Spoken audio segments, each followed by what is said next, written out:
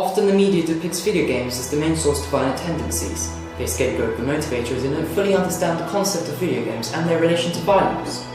I'm Dimitri Osborne, and this is Nova News. Are video games and violence eternally locked together? We'll find this out today here in London. It is clear that the evidence from politicians such as Donald Trump is built upon weak foundations.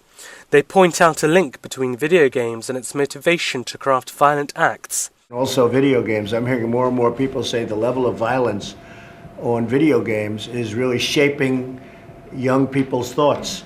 In doing so, they have created an atmosphere where it is normal to blame video games for unrelated crimes. Just after the Sandy Hook massacre, it was revealed that shooter Adam Lanza was influenced by violent video games. In the Connecticut's report, they provide details regarding the shooting. It was noticed that Lanza's violent video game was Move Dance Revolution, which is an arcade rhythm game. In this instance, video games were persecuted for causing a mass shooting. People who aren't gamers have a lot of misconceptions around video games, although they are genuinely concerned about the effects of video games and their relation to violence. These interpretations are clouded. They fail to understand other factors that may be contributing to violent acts such as child abuse, where video games play a vital role in numbing this pain.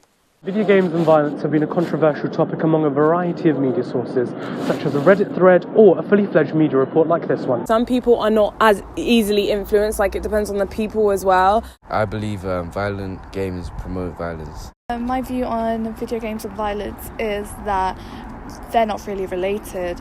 They can be, but mainly it's at extreme conditions. So you have age limits and things and stuff like that, so I think it depends on a lot of different factors and that can kind of clue to it, so I don't really think one equals the other. We talked to Ellen Reid, a psychologist at the University of Hertfordshire, to ask her about the link between video games and violence. Do you know, it's very easy to stereotype or categorise the gaming industry and say, oh, violent video games leads to violent behaviour. People use video games as a way of escaping. It's an escapism that you can do socially with people all around the world, playing games through that, and it's a fun, entertaining way of spending your time.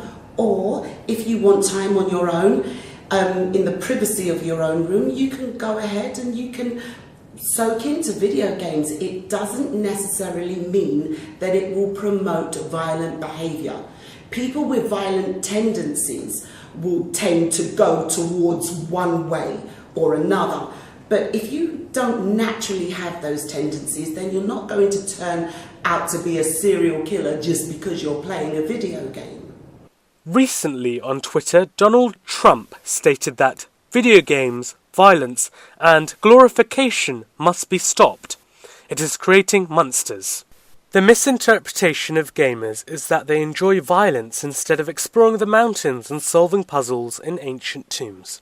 The people putting forth these expressions typically aren't the people playing video games, only seeing the violence in video games and not what else it has to offer in terms of stimulating the brain. We looked into the UK National Survey regarding the question of video games and violence.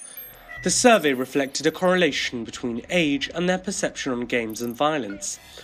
We found that the older someone becomes, the more they agree video games and violence have an undeniable connection. The age rating, 32 plus, landed at 90%, whereas 13 to 18 landed on 13% agreeing with this statement. The teens clearly understand the consequences of video games and violence as they play these games, unlike the elders, who have built-in perceptions for bad experiences. The topic of video games and violence still have to be concluded. If you have any other queries or any questions, please feel free to contact us. Marcus Javier, Bond Street, London.